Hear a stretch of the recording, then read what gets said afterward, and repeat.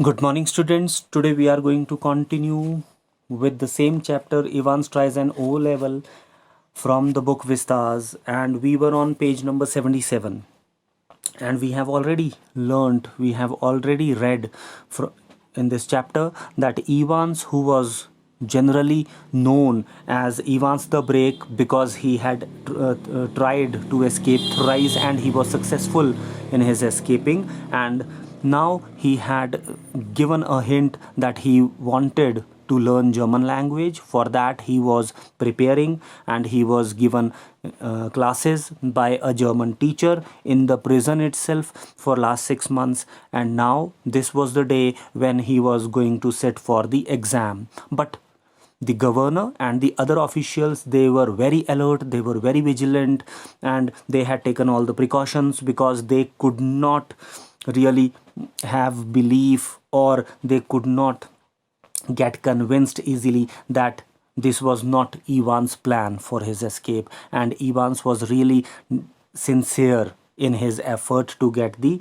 O level diploma in German language, and they all were taking all the precautionary measures. They had done everything that they could do to conduct the examination successfully without giving him any chance to for his escape.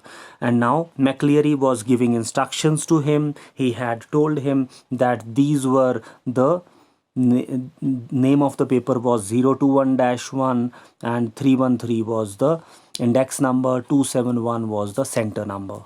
This is page number 78 now. Now what actually happened? Silence means it was already 9:20 a.m. McCleary, now I am now going to Evans. He is not going to stay here, is he? Now this was already, see what has happened already. It was 9:20 a.m. and the examination was going to be scheduled to start at 9:15, but it was already 5 minutes late, and now McCleary was going to announce that it was the start of the examination. They had to commence the examination, but Evans again had an objection. Evans said this is he is not going to stay here. He means Stephens, because Stephens was given the instructions by the governor that he had to stay inside the cell. That is why he was just standing behind Evans, and that is why Evans was actually objecting on the presence of Stephens. McCleary said, I don't know about that. Stephens, Mr. Jackson's given me instructions too. But Stephens said that it was the instruction given by his senior officer that Stephens had to stay inside the cell just near McCleary, no, near Evans. Evans said, how am I supposed to concentrate on my exam with someone breathing down my neck? Christ, sorry sir, I didn't mean. Now Evans actually was actually having an objection on Stephens' presence, because according to him he would never be able to concentrate on the exam. Why? Because Evans would be breathing down his neck. Breathing down his neck means he would be so close, he would be watching, Stephens would be watching Evans at such a close that Evans would not be able to, you can say, appear for the exam easily, and he would not be comfortable in the presence of Evans. So the governor reached for the phone, because governor was able to listen to all these things. Why? Because of the microphone that was already fitted in the room, in the cell. So he actually picked up the telephone and he called Jackson, and he said, Jackson, good, get Stephens out of the cell, will you? I think we are perhaps overdoing things. Now Stephens was actually got out of the cell. Why? Because according to governor, they were overdoing things, means they were actually having a lot of suspicion in their mind. That is why they were not giving a proper chance to Evans to sit for his exams, and that is why governor gave the instruction to Jackson to call Stephens out of the cell. As you wish, sir. This was replied by Jackson. The governor heard the exchanges in the cell, heard the door clang once more, and heard McCleary announce that the examination had begun at last. And at last, the examination was started. But it was not started at the scheduled time. It started at 9:25, means 10 minutes late. So the examination was going to be scheduled at 9:15, but it started at 9:25. And there was a great calm. At 9:40 a.m., the examination board rang through, and Assistant Secretary with special responsibility for modern languages asked to speak to the governor. The examination had already started, no doubt, a quarter of an hour ago. Yes, well, there was a correction slip which some fool had forgotten to place in the examination package. Very brief. Could the governor please? Now what actually happened? At 9:40, from the examination board, there came a phone call. And this phone call came to the Oxford prison, but it was from examination board, and the assistant secretary wanted, who was from the you can say Department of Modern Languages, he asked to speak to the governor, and the examination had already started, no doubt. Means the examination actually started at 9:25, but at 9:40 a phone call came from the examination board, and the assistant secretary wanted to speak. A quarter of an hour ago, yes, well, there was a correction slip which some fool had forgotten to place in the examination package, and they told this fact to the governor, that there was a correction slip. Now this correction slip is very important. It would play a very good role. So a correction slip, they forgot to place in the examination package. Very brief. Could the governor please? So they actually wanted the governor's help. Yes, of course.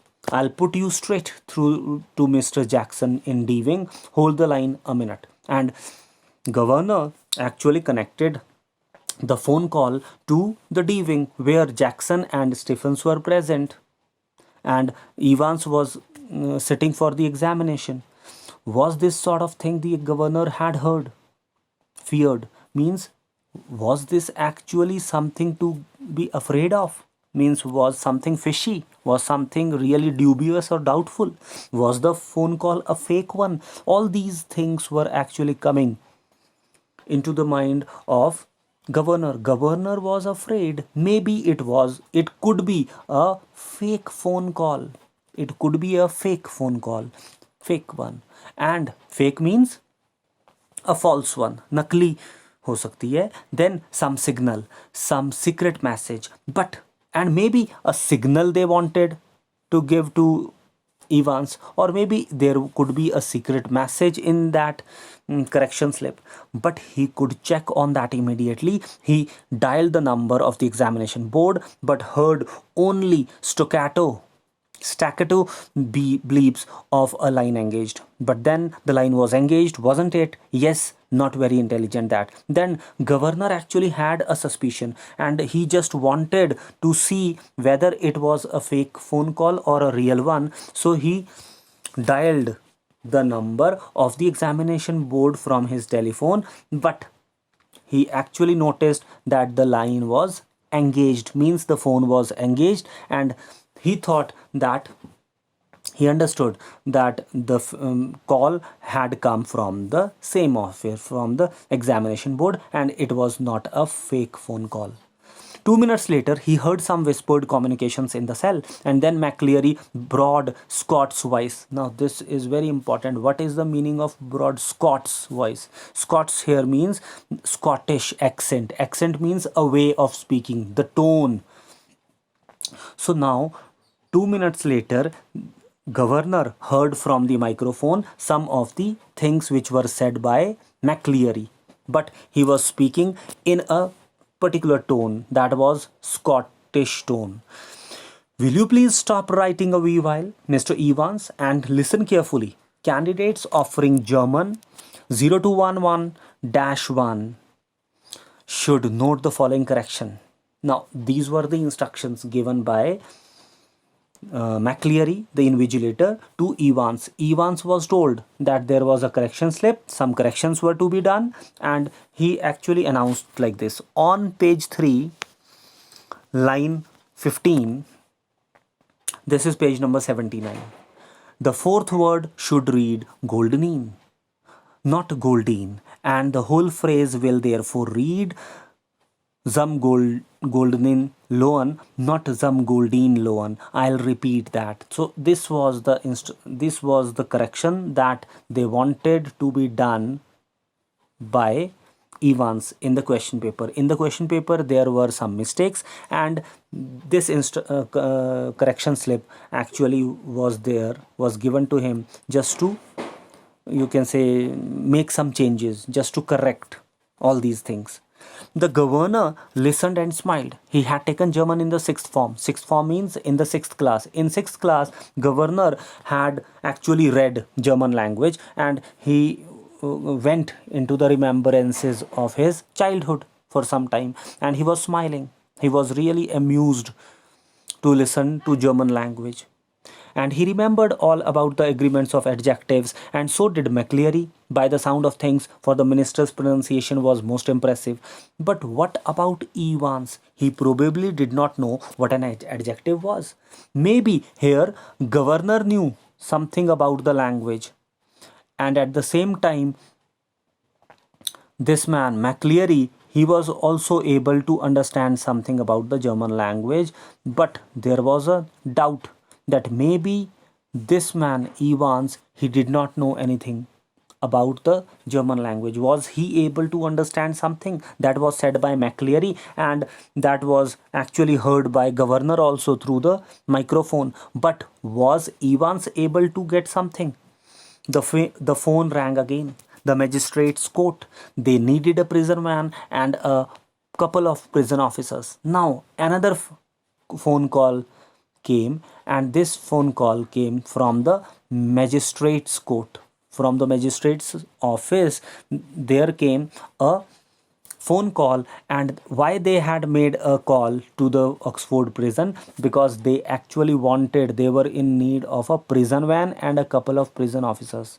Some officers were required, plus prison van was required by the magistrate's office. There was a remand case, and within 2 minutes the governor was wondering whether that could be a hoax. What is the meaning of hoax here? Hoax actually means a fake call, a false call. Again, governor was just having some doubts. He had suspicion that it also could be a fake phone call, because from the magistrate's office a phone call came. They were asking for prison van, they were asking for prison officers, but governor had a suspicion, he had a doubt in mind that it could be a fake phone call. He told himself not to be so silly. His imagination was beginning to run right. But then he actually tried to convince himself, and he asked himself not to overdo things, not to start having suspicion or doubts against everybody. So he controlled his mind, and he stopped having any kind of doubt. And after that, Evans, for the first quarter of an hour, Stephens had dutifully peered through the peephole at intervals of 1 minute or so, and after that every 2 minutes. Now governor had asked Stephens, and at the same time Jackson had asked Stephens to come out of the cell of Evans, because Evans was not comfortable in his presence. But Stephens was given instructions that he had to stay outside the door, and he had to see through the peephole. From the peephole, from that hole in the door, he had to look inside the cell every 1 minute or in every 2 minutes. At 10:45 a.m., everything was still all right as he looked through the peephole once more. Means at 10:45, this man looked inside the room, and Stephen found nothing unusual. It took 4 or 5 seconds, no more. What was the point? Means maybe there was no point. Why this man, this Stephens, this junior officer, had to see through the peephole? Because what could be done by Evans? Nothing. It was always more or less the same because there was nothing unusual. Everything was going on very, you can say, in a very ordinary way, very casually. Nothing new was to be seen. He was looking inside the cell after every 1 minute or 2 minutes, but there was nothing unusual. Evans, his pen between his lips, means whenever this man Stephens was peeping, was looking through the peephole, when he was, जब वो झांक रहा था दरवाजे से अंदर, he was not able to get any other scene, but Evans was always sitting in his chair. He was having a pen between his lips, sat staring straight in front of him towards the door, because he was just sitting at the opposite side, seeking, it seemed. And he, because he was always looking with his pen in his lips, he was just looking here and there. It actually seemed as if he was seeking something. Seeking means as if he was looking for something, he was searching for something. It seemed some sorely needed inspiration from somewhere, because he was not writing anything, because he was not, you can say, doing any question. He was not using his pen, but his pen was between his lips, and it actually seemed as if he was searching for something, looking at the door or at the wall. And opposite him, McCleary, seated slightly askew from the table now. His face is semi-profile. Askew means slanting. And then they noticed that there was another man who, in a very slanting posture, he was sitting at the opposite place, and his semi-profile was to be seen. Semi-profile means his semi-outline, maybe half part of his face was to be seen. His hair, as Stephens had noticed earlier, amateurishly clipped pretty closely to the scalp. Now this is very important, that this has been said by Stephens for McCleary, because Stephens had noticed that the man who had come as the invigilator, McCleary, he had very short hair, and they were very close to his head, means he had very small hair. His eyes behind the pebble lenses, peering short-sightedly his at church times, and this man was having a specs on his eyes, and he was trying to read the Church Times. Church Times is the name of the magazine. His right index finger hooked beneath the narrow clerical collar, and one of his hands were actually, you can say, touching the clerical collar which was there on his neck, and the fingers on the left hand, the nails meticulously manicured, slowly stroking the short black beard, and he was actually touching with the other hand, he was touching his black beard. दाढ़ी को वो अपनी touch कर रहा है. At 10:50 a.m. the receiver crackled to life. Crackle to life means that there came a phone call again. A phone call was there. The phone started ringing, and the governor realized he had almost forgotten Evans for a few minutes. And after some time, there came another call. And call here means that the governor had one part, the other part of the microphone, and from the microphone there came some noise, some voices. Evans said, "Please sir," a whisper. Evans, "Please sir," louder this time. Evans was actually asking for some help. Evans, "Would you mind if I put a blanket round me?" "Shoulders, sir. It is a bit paki in here, isn't it?" Now, what is the meaning of paki? Paki means maybe a little bit cold, and that is why Evans was actually requesting the invigilator that because of, you can say, chill, or maybe because of the cold weather, paki means because it was cold or chilly, he actually wanted something. He actually wanted a blanket. Evans said, "There is one on my bunk here, sir." Means there was already a blanket available in the cell, and he just wanted to take it on the shoulder because he was feeling a little bit chill. Evans said, McCleary said, "Be quick about it." McCleary gave the instructions to him, and he actually gave the permission also to take the blanket. Then after that there was silence. and now it was 10:51 a.m. and we should understand the importance of these timings. The examination was going to be scheduled at 9:15, but because of some problems, because of the frisking that was to be done, of McCleary's frisking and the other things, they could not start it as it was scheduled, and the examination started at 9:25, and this was already 10:51, and the examination would actually get finished at 11:25. Stephens was more than a little surprised to see a grey regulation blanket draped around Ivan's shoulders, and he frowned slightly and looked at the examinee more closely. Now, what actually happened? Evans was more than a little surprised. Evans was just thinking. Stephens was more than a little surprised to see a regulation blanket draped around Ivan's shoulders. But when Stephens, because he was given the instructions, he was given the order by the governor that he had to peep through the peephole after every 1 minute or two. So when he actually had seen through the peephole once more at 10:51, he was frowned. Why frowned? Because he was troubled. He was actually afraid that Evans had taken a blanket, and why he had taken it on his shoulders. And he actually looked through the peephole more closely. But Evans, the pen still between his teeth, was staring just as vacantly as before, but there was nothing new otherwise. Evans had taken a blanket on his shoulder, but the pen was still between his lips, and he was actually looking here and there, not doing nothing, or maybe spending his time, passing his time blankly beneath a blanket. Should Stephens report the slight irregularity? Now Stephen was thinking that should he tell all these things to his senior officer or to governor? Anything at all fishy? Means, was there something fishy? Was there something doubtful or suspicious? Hadn't Jackson said?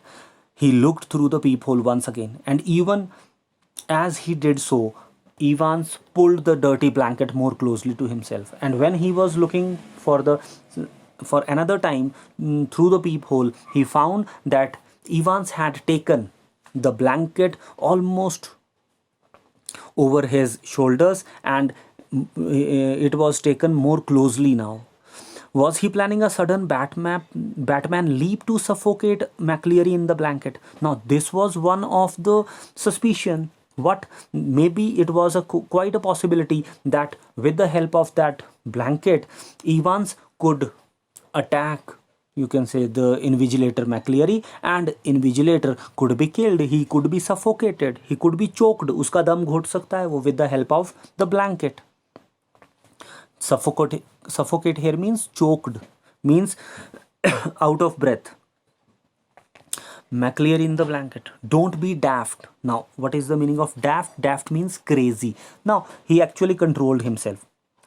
Stephens asked himself not to be silly, not to be crazy. There was never any sun on the side of the prison, no heating either during the summer months, and it could get quite chilly in some of the cells. Stephens decided to revert to his earlier every minute observation. But Stephens controlled his mind, and he actually convinced himself by saying to himself, by giving these reasons, that because this was the part of the prison where no sunlight generally comes, and because it was a shadowy area, it was a little bit chilly, it was a little bit cold there, and if Evans wanted to have a blanket, there was nothing wrong in it. And then Stephen started observing him from the peephole once again, as he was doing in the past. At 11:20 a.m., the receiver once more crackled across the silence of the governor's office. Again, receiver, which receiver they are talking about? They are talking about the receiver of the microphone. And at 11:20, some voices came. and McCleary informed Evans that only 5 minutes remained and the examination was almost over now, but something still gnawed away quietly in the governor's mind. What is the meaning of gnawed away? Gnawed away means something troubled. Troubled means there was still some doubt, there was some irritation that was troubling the governor, because maybe it was already 11:20 and the examination was going to end, going to get over at 11:25. But governor was dubious, he was suspicious that how Evans would not have done anything for his escape. How he was he really interested in taking the O level diploma in German language? But governor had no proof against it that it was a plan for his escape. And this time Evans had not done anything wrong. He reached for the phone once more, and now the governor actually made a call again at 11:22 am. Now this is very important, that examination was going to get over at 11:25, and at 11:22 a phone call came. Jackson shouted along the corridor to Stephens, but this phone call came for Stephens, not Jackson. The governor wanted to speak with him. The governor had made a call and he wanted to give some instructions to Stephens only. Hurry man, Stephens picked up the phone apprehensively. Apprehensively means fearfully, and listened to the rapidly spoken words. Order Stephens was to accompany McCleary to the main gates, prison gates. Now what actually happened? At 11:22, governor had made a call and he wanted that Stephens should accompany, he should take McCleary to the main gates. Means the invigilator should be accompanied by Stephens to the main gate. Understood? Stephens personally was to make absolutely sure that the door was locked on Evans after McCleary had left the cell. Understood? And he was asked, Stephens was given instructions by the governor that he had to go with the prisoner Evans to the main gates, and he also should ensure that all the locks should be locked. Means all the doors should be locked when he would come out of the cell. Understood? At 11:25 am the governor heard the final exchanges, and at 11:25 the examination was over and the governor was able to hear or to listen from the microphone the last final exchanges. And what was said by McCleary? McCleary said, "Stop writing please." Silence. McCleary, "Put your sheets in order and see they are correctly numbered." Means whatever was written in the answer sheets, there were so many answer sheets and they should be pinned, they should be adjusted according to their number, according to their sequence. Silence. Scraping of chairs and tables. Evans said, "Thank you very much, sir." McCleary, "All right, it was it." Means McCleary wanted to know what kind of exam was it, what kind of question paper, was it fine? Evans said, "Not too bad." McCleary, "Good, Mr. Stephens," very loudly. The governor heard the door clang for the last time. The examination was over. And at last, at 11:25, the examination was over. "How did he get on, do you think?" asked Stephens as he walked beside McCleary to the main gates. Now, what actually happened? How did he get on, do you think? Because Stephens was asked to see off McCleary to the main gate. He had to accompany him. He had to go with McCleary to the main gates. When they were going with each other, Stephens asked that how Evans had appeared in the examination, how he had done. "I cannot think he is distinguished himself, but according to the McCleary, according to the invigilator, Evans would not have done anything in the in his answer sheets. I am afraid." His Scottish accent seemed broader than ever, but this time his Scottish, the way he actually spoke was more, it was having you can say better or maybe more accent of Scottish language, and his long black overcoat reaching almost to his knees. And now there were some differences which were found by Stephens in the person who was going out. He thought that his Scottish accent was enlarged, it was broader, and at the same time his overcoat actually was longer than before, reaching almost to the knees, fostered the illusion that he had suddenly grown slimmer, and it looked as if the person who was going out, he became slimmer. Stephen said, felt pleased that the governor had asked him and not Jackson to see McCleary off the premises. Now, Stephens was very pleased. He was very happy. Why he was pleased? Why he was happy? Because this was the first time when governor had actually showed a lot of belief on Stephens, and Stephens was asked to see off McCleary out of the premises, not Jackson, and it was the first chance when he was given a chance to do or to discharge this kind of responsibility. And all in the morning had gone pretty well, and at the same time everything had gone well. The examination was over successfully and nothing wrong happened, but something stopped him from making his way directly to the canteen for a belated cup of tea. Now, of coffee. He actually wanted, means Stephens, after seeing McCleary off out of the prison, he came back and now he wanted to have a cup of coffee, but he controlled his desire, and he, first of all, he wanted to go and see through the peephole whether everything was fine inside Ivan's cell. Just wanted to have a last look. It was like a program he had seen on television about a woman who could never really convince herself that she had locked the front door when she had gone to bed. Often she would go up 12, 15, sometimes 20 times to check the bolts. Now this actually was happening with him. Stephens was actually having a doubt.